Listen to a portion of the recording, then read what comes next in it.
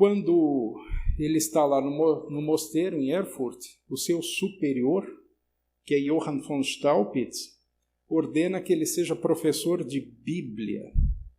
Lutero, eu vejo você muito inquieto, muito ansioso, muito triste. Vá ser professor de Bíblia. Como é que Lutero reage a isso? Lutero diz, será minha morte. Será minha morte. Ele tinha medo de Deus. E aproximar-se do livro de Deus, então, como é que podia ser isso? Mas ele vai ser, no fim, ele é convencido. E vai ser professor de Bíblia na recém-fundada Universidade de Wittenberg. É uma universidade aberta ao novo, a ideias novas. É uma universidade fundada no Renascimento. E o Renascimento está aberto a novas ideias. Isso contribui muito para a reforma. Lutero comenta que não havia pego uma Bíblia ou visto uma Bíblia até os seus 20 anos. Nós já nascemos com uma Bíblia no berço hoje, mas naquele tempo, ver uma Bíblia era raro. Elas estavam algemadas, acorrentadas, às vezes no porão de um mosteiro, de uma biblioteca. Imaginem, Lutero foi instrumento de Deus para fazer o que fez e até os 20 anos não conhecia a Bíblia. Na Bíblia, Lutero descobre versículos como Romanos 1,17. E ali, em Romanos 1,17, existe o termo Iustitia Dei, a justiça de Deus. Que na concepção de Lutero, até aquele momento, a justiça é o que Deus cobra dele, requer dele, exige dele, que ele seja justo, que ele seja perfeito, que ele seja santo. Ele não conseguia. A partir do estudo de Gálatas e de Romanos, Lutero chega à conclusão de que a justiça de Deus não é algo que Deus exige de mim, mas é algo que ele me dá em Jesus Cristo. E por isso, ao encontrar a graça de Deus, em 31 de outubro de 1517, 500 anos e um pouquinho mais atrás, ele divulga 95 teses, notem, escritas à mão. Ele pega um papel, escreve à mão. Papel, pergaminho, tá? Pele de animal, escreve à mão e, segundo a tradição, ele crava essas 95 teses lá na porta da igreja do castelo de Wittenberg. Qual é o conteúdo das 95 teses? É um chamado aos eruditos, aos bispos, por isso ele escreve em latim, não escreve na língua alemã, as pessoas nem saberiam ler isso, mas escreve em latim. É um chamado para que as pessoas eruditas, aquelas a quem cabia a responsabilidade de guiar o povo e esclarecer o povo, ele dizia, venham conversar comigo sobre as indulgências.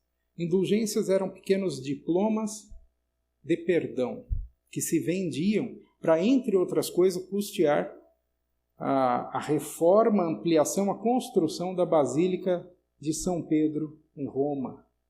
Isso se fazia por toda a Europa, especialmente na Alemanha se fazia isso. E as teses foram colocadas na porta da igreja e aquilo foi de boca em boca. E a notícia chegou ao bispo de Mainz. O bispo de Mainz é o prelado, é o responsável pela igreja na Alemanha. O bispo não gostou, mandou Lutero se calar. A porta das teses está aí com o meu pequeno, que já não é tão pequeno, está ali ele, o Natan, em Wittenberg. Numa porta ao lado, acima, existe esse belo quadro, com o Lutero ajoelhado diante da cruz, e Cristo crucificado. Ele tem uma Bíblia aberta nas suas mãos. Do outro lado está Philippe Melanchthon, um dos seus amigos que mais o sustentou e o animou na obra da Reforma Protestante. É um símbolo bem interessante da Reforma. Cristo ao centro. Cristo é o importante, não nós. Nós servimos a Ele. E aqui estão duas páginas das 95 teses de Lutero. Só que notem, eu mencionei que Lutero as escreveu à mão, pois poucos dias depois, não temos certeza de como isso aconteceu, as teses começaram a ser divulgadas de maneira tipografada. Ao que tudo indica, um impressor ou mais de um montaram as teses nas suas oficinas tipográficas e começaram a divulgar o assunto. Como estavam escritas em latim, em poucas semanas alcançam 6 países na Europa. E os 6 países os seus eruditos começam a pensar, o que é isso? Um homem com ideias novas, um homem afrontando o status quo. Vamos ver isso com atenção. Os impressores começam a divulgar, não propriamente Lutero. Os impressores descobriram Lutero. As teses são disseminadas à exaustão pelas oficinas tipográficas e cruzam fronteiras. Os impressores, então, começam a buscar Lutero por mais escritos, se possível em língua alemã, que talvez arrebanhassem novos leitores. E Lutero diz para os impressores, eu vou publicar em alemão, ninguém sabe ler. Que língua é essa? Cada cidade fala uma língua, ninguém se entende. Mas Lutero vê aí uma possibilidade, e parece que os impressores o inspiraram a isso, para que ele começasse a, de certa maneira, inventar uma língua alemã, ou inventar uma língua que pudesse ser lida por todos. Ele vai fazer isso e vai conseguir através da tradução da Bíblia. Até os alunos de Lutero são contratados, entre aspas, para repassarem anotações de aulas e sermões. Então, você esteve na aula do professor Lutero, Steve, o que ele falou hoje? E os impressores começam a publicar isso. Lutero, em princípio, fica muito bravo e diz assim, mas como é que eles publicam sem eu revisar? Se o senhor nos ajudar. E há uma aliança, uma amizade entre os impressores e Lutero nesse momento. E é claro, ele também começa a fazer algum dinheiro para isso, para as obras dele, para as obras da universidade, da reforma e assim por diante. Lutero se depara com o poder formidável da invenção de Gutenberg. Por isso eu mencionei Gutenberg no começo. Eu acho que existiu ali uma certa plenitude do tempo. A reforma não teria tido o impacto que teve se não houvesse a impressão como inventada por Gutenberg. Lutero já escrevia antes, para consumo pessoal, mas após 1517, após outubro, portanto, ele começa a escrever para publicar. Entre 1517 e 1520, Lutero produziu 22 livros, alcançando mais de 300.000 exemplares. Isso seria impossível no tempo dos copistas. Levaria séculos para se alcançar esse número. Mas como a prensa de Gutenberg já existia, a impressão era ágil. Não era fácil editar ou publicar Lutero. Além de uma caligrafia instável, para não dizer cheia de garranchos, Lutero misturava latim, grego, hebraico e dialetos alemães. Ele escrevia conforme a frase lhe vinha à cabeça, da maneira mais fácil possível. Se ele aprendeu aquilo em latim, ele colocava latim no texto. Se era um texto hebraico do qual ele se lembrava, ele escrevia hebraico. E assim ele ia mesclando tudo. O editor precisava ser um editor qualificado em teologia e teologia bíblica, senão ele não publicava Lutero. Era osso duro publicar o Lutero, mas compensava. Por quê? Porque Lutero tinha coragem. Coragem de registrar o novo, as coisas novas. E o novo era aquilo que vendia. Porque o novo encantava os humanistas, como Erasmo de Roterdã e outros, desafiava os teólogos e chacoalhava o status quo. Era isso, e a reforma estava começando por aí. Mas o novo de Lutero ainda precisava chegar ao simples. Lembremos, as teses foram escritas em latim, ele só dialogou com a nata dos eruditos, com aqueles que tiveram oportunidade de estudar. As pessoas simples não sabiam nada disso e sofriam ainda com aquele medo que assolava a alma de Lutero, porque Deus é justo e Deus vai cobrar de mim que eu seja santo, eu não vou conseguir. Mas daí Lutero descobre, eu posso ser aceito por Deus pela minha fé em Jesus Cristo. Aqui estão 2 páginas da Bíblia que Lutero ganhou para ser professor, em Wittenberg. Estas anotações marginais são de Lutero, e você vê aí, não dá para ver tão de perto, né? Talvez aqui na exposição nós tenhamos isso de maneira mais clara, mas o que está escrito aí mescla vários idiomas. Isso vai gerar na tradução de Lutero depois algumas notas que ele acrescentou desde a sua primeira tradução, para facilitar a compreensão da Bíblia. Lutero e o seu testamento literário. Qual é o testamento literário de Lutero? Essa frase resume: o que fazer quando se é condenado à prisão e à morte por quem aprisiona e ignora a Bíblia? Esconda-se, traduz a Bíblia. Lutero, de fato, ele foi, por uma circunstância, de certa maneira, aprisionado. Foi uma autorreclusão. Ele foi condenado em Worms e ele se escondeu com a ajuda de alguns amigos num castelo de Wartburg, e ali ele iniciou a tradução do Novo Testamento em dezembro de 1521. Dezembro de 1521, inverno, em Eisenach, no centro da Alemanha, extremamente frio, nada convida você a sair do seu quarto. Você fica lá. E Lutero aproveitou para traduzir a Bíblia, o Novo Testamento. Está aí o castelo do Wartburgo, todo renovado, completamente reformado, muito bonito de se visitar. E a obra da reforma, que começou com aquelas teses, ela se consolida pela tradução do Novo Testamento nesta pequena sala. Uma sala muito simples, chão batido, a sala de um cavaleiro, alguém que cuida de cavalos, naquele castelo. Ele tem o conforto de um aquecedor de porcelana num dos cantos, uma mesa e uma cadeira, e um Novo Testamento de Erasmo de Roterdã. Muita gente diz, Lutero traduziu do latim. Não, ele tinha o latim de memória, é verdade, mas ele traduziu a partir da edição do Novo Testamento grego de Erasmo de Roterdã de 1516. Esse testamento tinha sido lançado 5 anos antes de Lutero começar a sua tradução. Ele tinha uma cópia. E essa cópia tipográfica o ajudou e ele fez a tradução do Novo Testamento. A reforma começa num lugar muito simples, extremamente humilde. Isso já nos dá uma lição para os dias de hoje.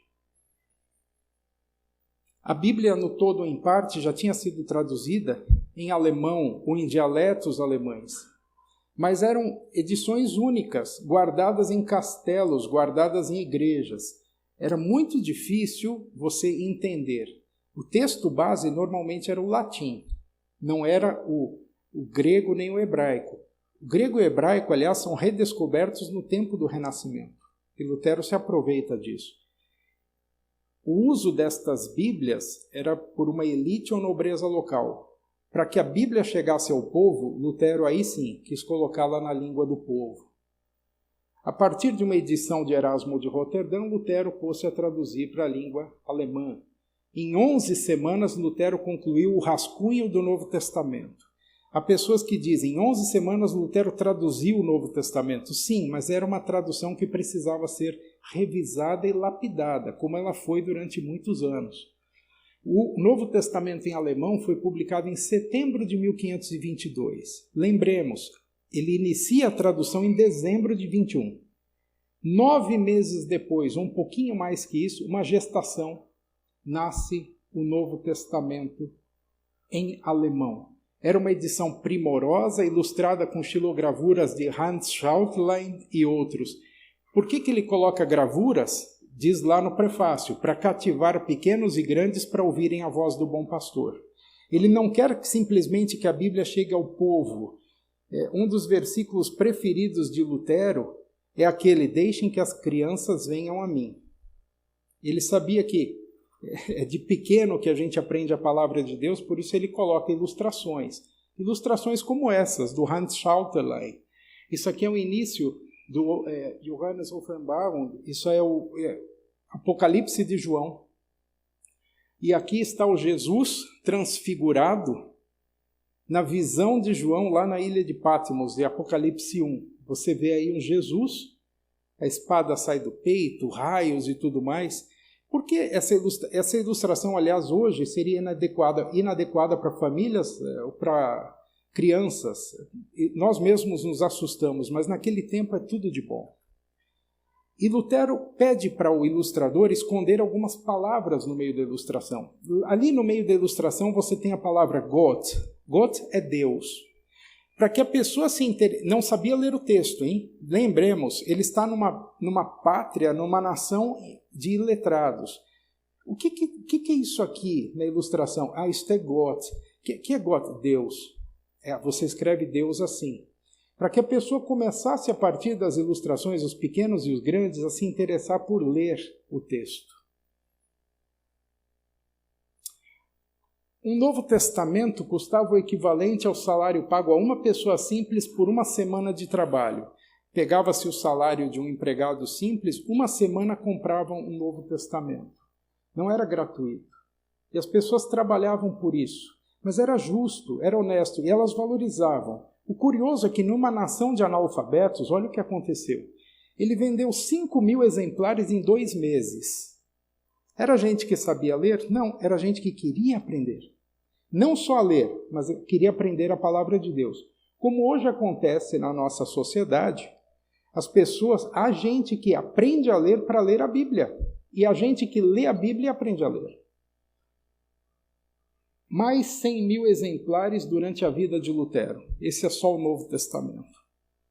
A aceitação do Novo Testamento foi tão grande que alguns humanistas começavam a reclamar de Lutero. E esse Johann Kochlois, ele reclamou assim, é um inimigo de Lutero, não entendia por que razão se daria a Bíblia ao povo, e assim ele disse, o Novo Testamento de Lutero foi tão multiplicado e esparramado pelos impressores, notemos, os impressores, que mesmo alfaiates e sapateiros, sim, mesmo mulheres ignorantes que aceitaram esse novo evangelho luterano, que conseguem ler um pouco de alemão, o estudam com a maior avidez como fonte de toda a verdade. Alguns o memorizam e carregam consigo o costume de levar a Bíblia à igreja. Acabou de nascer aqui. E aí o Schottlein, ele continua, o Kochlois, ele continua dizendo, dentro de poucos meses, essa gente se julga tão preparada que não se sente envergonhada de discutir sobre a fé e o Evangelho, não apenas com leigos católicos, mas até mesmo com sacerdotes e monges e doutores em teologia. Era gente no começo da sua fé, descobrindo a palavra de Deus, precisando da direção dos pastores, mas era gente que se motivava pela leitura do Novo Testamento. Um dos objetivos da reforma começava a se cumprir, o livre acesso à palavra de Deus. No outro momento, Lutero escreveu isso aqui, é preciso dar mais crédito a um simples leigo que tem as Escrituras, isso é, a Bíblia, em suas mãos, do que a um papa ou cardeal que estão sem elas. É um quadro daquela época. Hoje, com muita felicidade, eu vejo a Igreja Católica engajada em mais e mais ler e ensinar a Bíblia. O que de fato reforma uma igreja, as igrejas protestantes, por exemplo, ou uma sociedade, é a leitura da Bíblia. Por que as pessoas se identificaram tanto com o Novo Testamento de Lutero? Lutero queria que as Escrituras soassem do jeito que os alemães falassem. Quando ele traduziu o Antigo Testamento, ele registrou essa frase aqui. Traduzir adequadamente é exprimir o sentido de uma língua estrangeira no seu próprio idioma. Eu procuro traduzir como as pessoas falam no mercado, ou na praça, ou no açougue. Ao traduzir Moisés, eu o torno tão alemão que ninguém suspeitaria que ele foi judeu um dia. É o jeito dele traduzir. Não pode parecer tradução, tem que parecer Jesus falando como se ele tivesse nascido ali na Alemanha. E ele escreveu o primeiro tratado sistemático sobre como é que se traduz, sobre tradução. Não serve só para a Bíblia, serve para qualquer coisa. Esse é o primeiro tratado da história sobre tradução. Foi numa carta aberta sobre tradução em Coburg. E aí vários princípios que ele coloca. O tradutor deve aprender a natureza da língua para a qual traduz, o tradutor deve verificar como a pessoa comum usa a língua. Não traduza para o doutor, traduza para a pessoa simples. Se o simples entender, o doutor também entende, ao contrário não acontece. O tradutor deve ter o cuidado de evitar traduções literais inadequadas. Cuidado com as expressões idiomáticas, é isso que ele está dizendo. A tradução literal pode ser a solução em alguns casos. O tradutor deve dominar muitas palavras para que possa escolher a que fica melhor. O tradutor deve determinar o sentido de um texto no contexto. É justo e necessário expressar o sentido da maneira mais clara e plena. Ele está preocupado com o leitor. Ele não quer ser fiel somente à palavra, ele quer ser fiel ao leitor, ao ouvinte. Ele precisa entender. Jesus, Moisés, Davi precisam ser entendidos. No fim, você entende o próprio Deus. Lutero submeteu a tradução do Novo Testamento a vários amigos. Eles tinham um apelido de Sinédrio. A tradução do Antigo Testamento levou 12 anos. Em vários momentos ele diz que ele entendia mais de grego, mas ele era de fato professor de hebraico. Lutero se esforçou por compreender as coisas de tal maneira que quando ele estava traduzindo Levítico, e você sabe que o conteúdo de Levítico é desafiador, mesmo para nós lermos. Para um açougueiro talvez não, e aí ele pensou, vou perguntar para o açougueiro como é que ele chama essa parte, aquela parte. E aí ele, ao traduzir Levítico, pediu para o açougueiro da cidade abrir uma ovelha para que ele estudasse as partes do animal. Senhor açougueiro, como é que o senhor chama isso? Como é que o senhor chama isso? Para que pudesse ser compreensível a sua tradução. Uma frase lapidar de Lutero, e por aqui eu já vou terminando. Se Deus quisesse que eu morresse pensando ser um sujeito inteligente, Ele não me teria dado o trabalho de traduzir a Bíblia. As pessoas que traduzem a Bíblia, sejam da Sociedade Bíblica do Brasil, das Sociedades Bíblicas Unidas, de outras agências bíblicas, ou mesmo pessoas que se dignam a traduzir o texto sagrado, sempre tem essa sensação. Nós somos extremamente incapazes, é um trabalho gigantesco demais. E nós precisamos daquilo que Lutero descobriu no seu tempo, que foi a graça de Deus. Apenas com essa graça é possível levar essa obra adiante. No mundo de hoje, ainda se falam aí 6.700 línguas, 6.700 línguas. Bíblias completas nestas 6.700 línguas, há pouco mais de 500. Olha o tamanho da obra que tem pela frente. O trabalho de dar a Bíblia, no entanto, na mão do povo é um trabalho muito digno, extremamente complexo e extremamente enriquecedor. Porque quando a Bíblia chega às mãos do povo, como Lutero semeou ali na Reforma, você está combatendo o analfabetismo bíblico. E ao combater o analfabetismo bíblico, você está combatendo a raiz da crise de valores que nós vivemos hoje nos nossos dias, por exemplo. Uma raiz de valores que ataca família, ataca a educação, ataca a paz entre as pessoas, porque lá na raiz da Bíblia estão valores eternos, para mais do que a religião. Valores culturais, valores que nos humanizam e que nos colocam em contato com a palavra eterna de Deus. É isso que eu tinha para repartir com vocês nessa tarde. Agradeço muito a oportunidade, em especial esta casa, a Assembleia Legislativa do Estado de São Paulo, por nos hospedar nesse evento. Deus os abençoe. Obrigado. Agradecemos ao Dr. Paulo Roberto Teixeira sua participação.